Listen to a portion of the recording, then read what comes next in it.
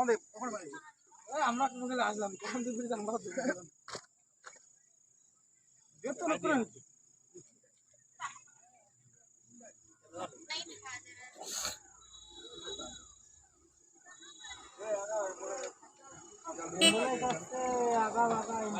এমন জায়গা দাঁড়ায় আছে একদম ঠিক জায়গার মধ্যে জায়গা আছে